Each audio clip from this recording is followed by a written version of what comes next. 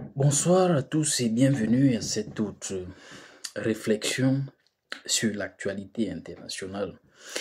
Et aujourd'hui, nous voulons nous préoccuper à la déclaration de M. Brice Clotaire Oligui Nguema annonçant sa candidature à l'élection présidentielle fixée au 12 avril 2025 au Gabon.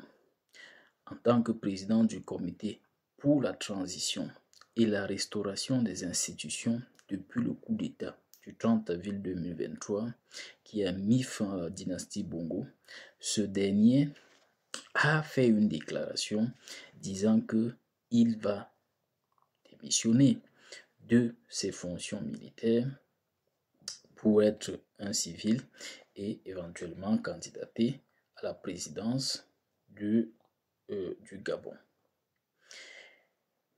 Et notre thématique s'articule comme étant Brice Oligui Nguema et la politique gabonaise vers une nouvelle dynastie.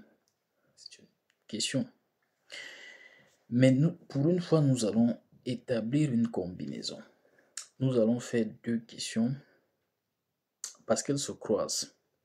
Et vous verrez, lorsque nous allons articuler notre développement, vous verrez que ces deux grandes tendances émergent comme les facteurs principaux alimentant, irriguant les prétextes à la fois techniques et scientifiques et même analytiques de notre thématique. Ainsi, la deuxième thématique, ou alors la thématique sœur de la thématique que nous venons d'évoquer, c'est influence française au Gabon, un facteur clé dans la candidature de Nguema. Avant qu'on ne développe, si vous ne vous êtes pas encore abonné à cette page, nous vous invitons de bien vouloir le faire, de partager nos contenus aimablement et, bien entendu, de nous livrer vos impressions dans la section réservée aux commentaires. Sachez qu'ils sont minutieusement et scrupuleusement décryptés et lus. Donc sachez que le général Brice Clotaire Oligui Nguema a proclamé sa candidature à l'élection présidentielle fixée au 12 avril 2025 lors d'un discours prononcé à Libreville ce lundi.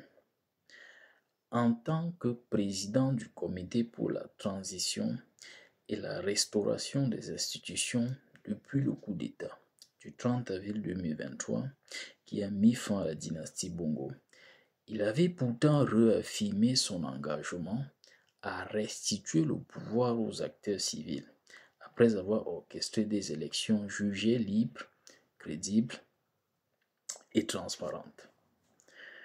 En réalité, ce qui nous aurait véritablement surpris, c'est l'hypothèse d'une renonciation à l'ambition présidentielle.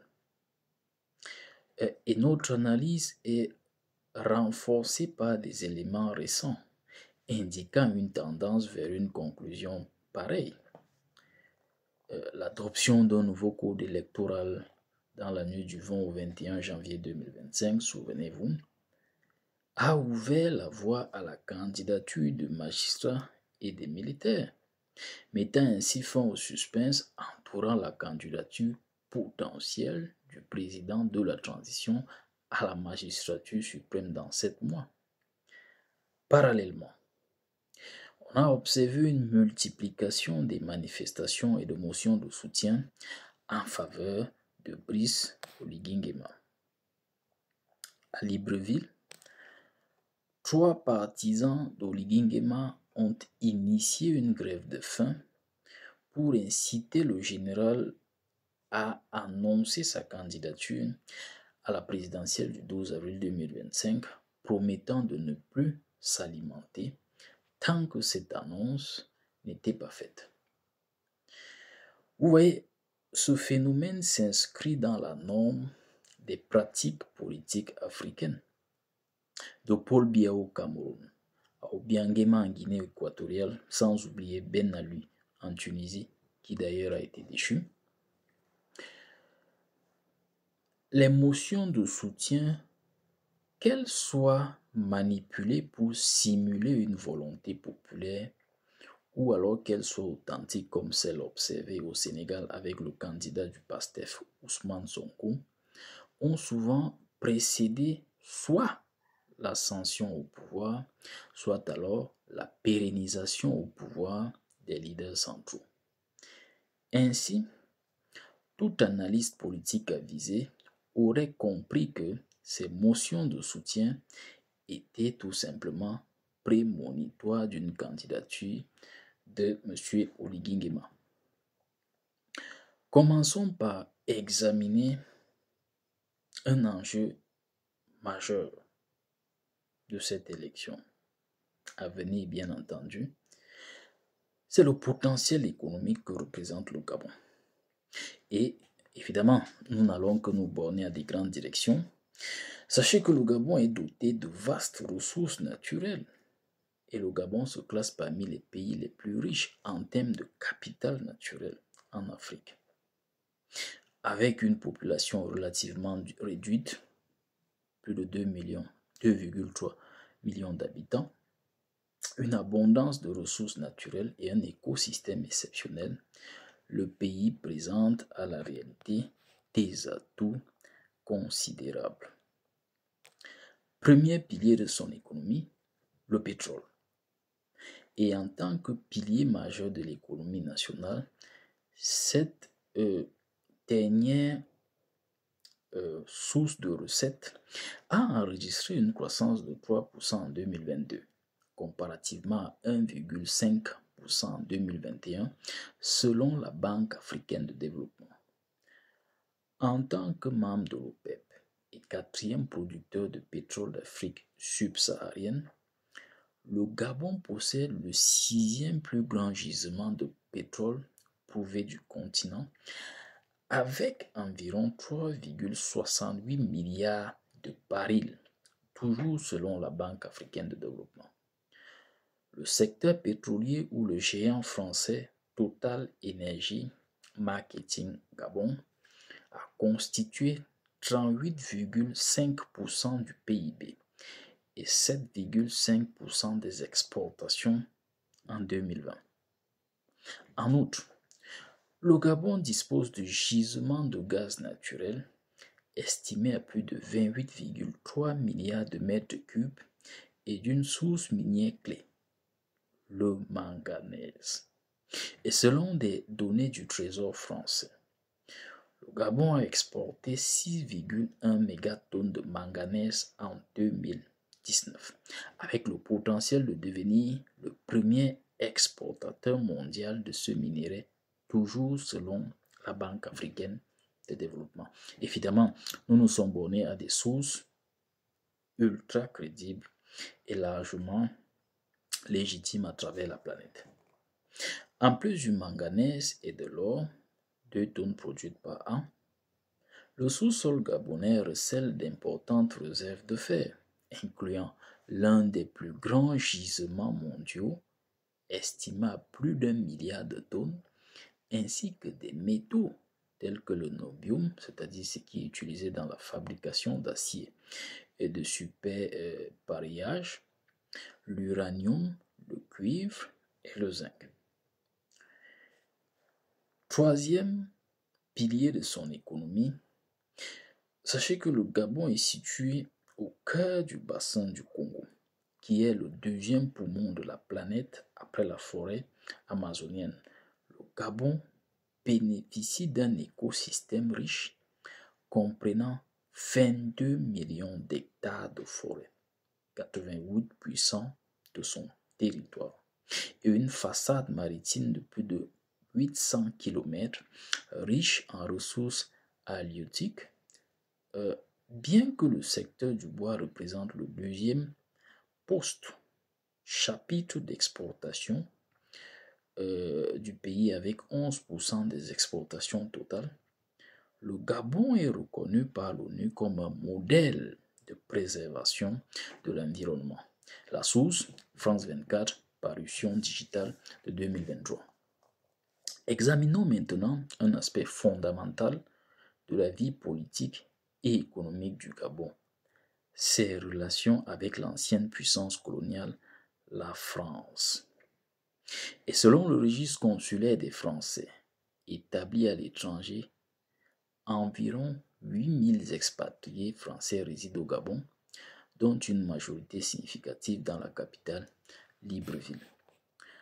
Ancienne colonie française de 1882 jusqu'à son indépendance officielle le 17 août 1960, le Gabon, avec ses 2,4 millions d'habitants, entretient des liens étroits avec la France, collusifs même si vous voulez. Ce pays abrite une base militaire permanente française, l'une des 4 en Afrique, aux côtés des installations au Sénégal, à Djibouti et en Côte d'Ivoire, avec environ 400 soldats déployés sur le territoire. La France a d'ailleurs conduit plusieurs interventions militaires au Gabon, notamment en 1964 et en 1990 pour soutenir Omar Bongo, père d'Ali Bongo, qui a exercé le pouvoir de 1967 à 2009, année où son fils lui a succédé. S'agissant des entreprises et investissements français au Gabon, sachez que l'ambassade de France au Gabon indique qu'environ 110 entreprises, c'est énorme, françaises sont actives dans ce petit pays d'Afrique centrale, un chiffre supérieur à celui observé au Nigeria ou au Cameroun voisin. Environ 81 grandes entreprises françaises y ont établi des filiales, parmi lesquelles le groupe minier Eramet, responsable de plus de 90% du manganèse gabonais, le pétrolier Perenco, ainsi que Total Énergie le géant et Morel Emprom dans le secteur pétrolier et gazier.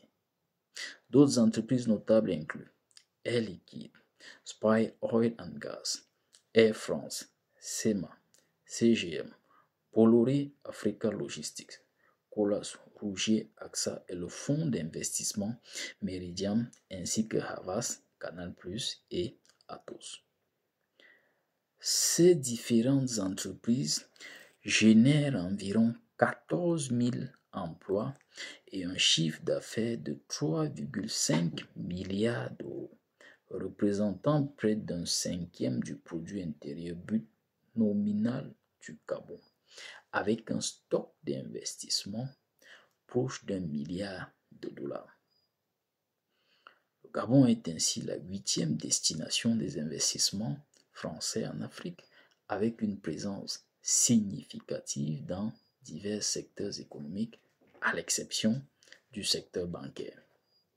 S'agissant des échanges commerciaux, il faut bien le comprendre parce que nous avons cette stratégie, cette méthodologie que nous adoptons à la réalité un alibi. Et vous allez le comprendre, cet alibi, lorsque nous allons conclure cette grande direction, cette grande orientation, c'est-à-dire ces rapports avec la France, que nous voulons faire ressortir la problématique ou alors simplement la motivation de cette influence française et vous amener à comprendre qu'au demeurant, il n'est pas possible d'analyser la politique et l'économie gabonaise sans comprendre le rôle de la République française depuis des décennies aujourd'hui. Et donc, sachez qu'en 2022, la France est affirmée comme le premier fournisseur du Gabon, devançant la Belgique et la Chine. Le Gabon se classe au 76e rang des partenaires commerciaux de la France, selon le ministère français des Affaires étrangères.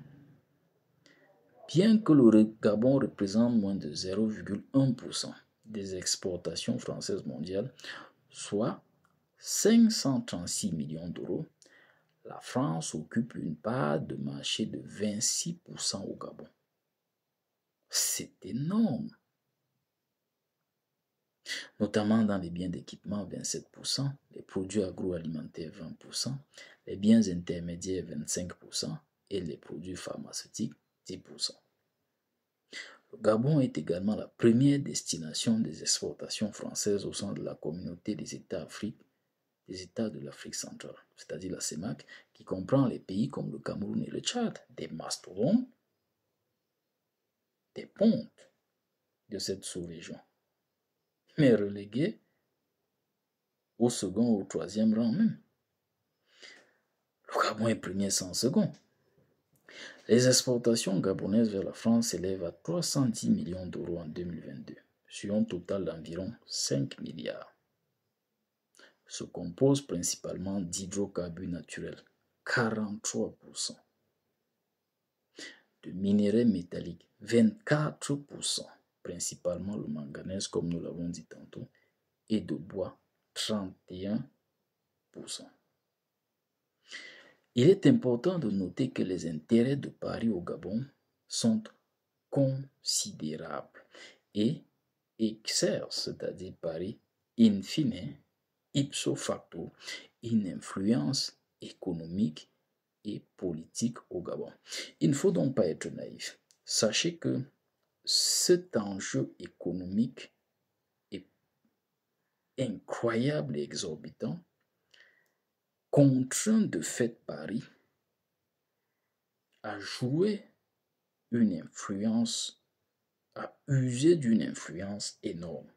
Les enjeux sont tout simplement exorbitants. D'où la nécessité pour Paris de contrôler le leadership central politique. Et là, vous comprenez pourquoi le parallèle avec la thématique qui nous concerne. On semblait être hors sujet, mais que non. Vous ne pouvez pas établir une analyse pertinente sur la politique gabonaise sans exhumer le rôle et l'influence de la République de France. Et ça coule ses fondations, comme nous l'avons dit, bien avant l'indépendance officielle. Donc, sachez d'ailleurs que le coup d'État survenu peu après la réélection, du moins officielle, contestée d'Ali Bongo, Paris n'a pas imposé de sanctions, contrairement à sa position à l'égard d'autres pays du Sahel, comme le Niger, où le président Mohamed Bazoum avait été destitué un mois auparavant. De son côté, le nouveau président gabonais n'a pas non plus exprimé d'hostilité envers l'ancienne puissance coloniale. Il était d'ailleurs très heureux lors de sa première visite officielle à l'Élysée. Donc, les autorités françaises, de toute évidence, misent sur un rapprochement avec Libreville pour contrer leur perte d'influence en Afrique, ce qui a conduit à des accusations de double standard à Paris. Une condamnation à géométrie variable de la part de Paris avec une tolérance dans des zones là où leurs intérêts économiques et politiques se trouvent. Certains ont même affirmé que la France aurait été à l'origine du coup d'État pour installer un dirigeant plus favorable à la personne de M. Oligui Nguema. Cette analyse nous permet d'exprimer notre point de vue sur la question donc, de l'alternance au pouvoir en Afrique. De nombreux acteurs politiques et putschistes sur le continent utilisent l'argument de l'alternance comme levier de mobilisation populaire et outil de campagne. Cependant, une fois au pouvoir, ces dirigeants s'accrochent souvent à leur position, déployant des efforts considérables pour justifier leur maintien. Il est manifeste que de nombreux chefs d'État africains sont réticents, réfractaires même à l'alternance. Tenez par exemple, en 2021, 4 dirigeants africains ont entamé de nouveaux mandats dans les premiers mois de l'année, alors qu'ils étaient déjà en fonction depuis une moyenne de 31 ans. 4 dirigeants africains ont entamé de nouveaux mandats dans les premiers mois de l'année, alors qu'ils étaient déjà en fonction depuis une moyenne de 31 ans. 4 dirigeants africains ont entamé de nouveaux mandats dans les premiers mois de l'année, alors qu'ils étaient déjà en fonction depuis une moyenne de 31 ans. Denis Sassou Nguesso en République du Congo, 7e mandat. Yoweri Museveni en Ouganda, 6e mandat. Idriss Déby au Tchad, 6e mandat. Et Ismaël Omar Guelleh au Djibouti, 5e mandat, ont tous contourné les limitations constitutionnelles préétablies concernant les mandats. Plusieurs d'entre eux ont procédé à une manœuvre à plusieurs reprises. Ces statistiques sont disponibles sur les parutions du Centre d'études stratégiques de l'Afrique, parution de 2016. Au total, 13 dirigeants africains ont réussi à contourner les restrictions sur les mandats entre 2015 et 2021. Durant cette période, 10 d'entre eux ont remis à zéro leur mandat, soit par la révision de la Constitution, soit par l'adoption d'une nouvelle. Vous voyez, parmi les 200 chefs d'État ayant gouverné le continent entre 1960 à 2016, à peine une vingtaine, ont quitté le pouvoir de leur propre chef. Et la moitié d'entre eux l'ont fait dans le cadre d'une transition démocratique. Là, ce sont les conclusions de Iris, parution de 2016. Notre conviction est que cette situation, c'est-à-dire cette aversion pour l'alternance en Afrique, est consubstantielle et même inhérente à deux facteurs principaux. D'une part, la structure du pouvoir central dans la plupart des pays africains. Dans de nombreuses nations, le chef de l'État contrôle tous les leviers du pouvoir. Il ou elle nomme les responsables à tous les postes opérationnels et stratégiques, y compris ceux chargés de superviser les élections et de proclamer les résultats. En d'autres termes, le dirigeant joue à la fois le rôle d'arbitre et de participant dans le même match. Il ou elle désigne également les autorités militaires et de sécurité, ce qui complique de fait toute intention de départ volontaire au pouvoir. Cette configuration où le pouvoir est concentré, polarisé dans un seul organe institutionnel, organe de puissance administrative et publique. Cette configuration à la réalité rend inévitable, même pour ceux qui souhaitaient initialement ne pas s'éterniser, de céder à la tentation du pouvoir. Vous voyez, il est illusoire de penser qu'un individu placé au cœur de telles dynamiques stratégiques puisse renoncer de lui-même à ses prérogatives. Peu importe qui vous êtes, ce serait vous que ce serait la même chose.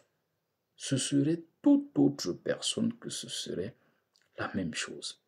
C'est la configuration elle-même, le paramétrage du pouvoir dans lequel l'ensemble des positions stratégiques et opérationnelles dépendent du chef de l'État qui rend l'attractivité de la pérennité au pouvoir.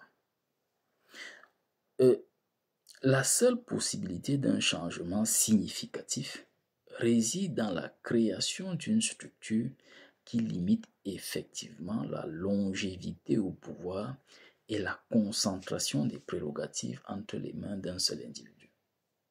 Une telle réforme pourrait réduire la tentation de prolonger indéfiniment son mandat. Vous voyez, dans un pays comme les États-Unis, peu importe votre volonté de bien faire, même si pendant votre mandat vous avez ressuscité les morts, vous faites un mandat, si vous êtes réélu, c'est le dernier. Après, vous devez partir. Ça ne dépend même pas de vous. Par conséquence, cette idée n'entre même pas dans votre tête. Parce que ça ne dépend ni de vos humeurs, ni de votre prétention à être un super-héros, un homme providentiel, vous trouvez une configuration pareille et cette configuration débarrasse de votre esprit et de vos appétits, de votre soif du pouvoir, la tentation de pouvoir vous éterniser au pouvoir. D'autre part, il semble que nos structures sociales ne soient pas en adéquation avec les principes démocratiques, notamment en ce qui concerne l'alternance. Nous doutons de la pertinence de la transposition intégrale des régimes politiques d'un pays à un autre, car chaque peuple a des réalités sociales tout à fait distinctes. De plus, aucune corrélation scientifique n'a été établie entre la bonne gouvernance ou le développement et la durée au pouvoir. Aucune. Par exemple, de 1969 à 2021, le colonel Muammar Kadhafi a conduit la Libye vers une prospérité notable. Après 42 ans au pouvoir, c'était tout à fait un dirigeant perpétuel, mais efficace. Dans le cas de la Libye et dans cette circonstance, quel serait l'intérêt de brandir l'argument de l'alternance comme étant une nécessité absolue? De nombreux régimes au Moyen-Orient, ainsi que la Chine, maintiennent une stabilité politique tout en affichant des niveaux de développement significatifs. Xi Jinping, par exemple, en Chine, est désormais à vie.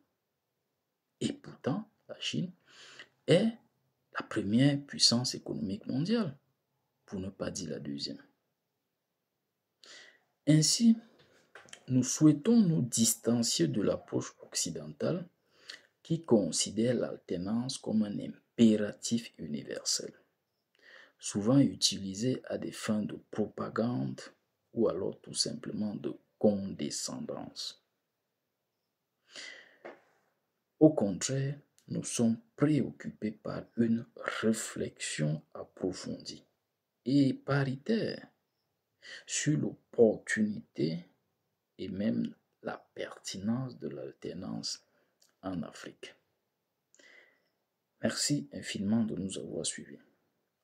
Nous vous disons à la prochaine sur cette même plateforme pour bénéficier de davantage d'analyses objectives et pertinentes sur l'actualité internationale.